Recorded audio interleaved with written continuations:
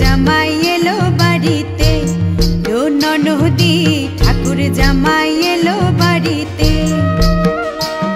বলি ও ননদি আর দু মুঠো চাল ফেলে দে হাড়িতে, ঠাকুর জামাই এলো বাড়িতে, ও ননদি ঠাকুর জামাই এলো বাড়িতে।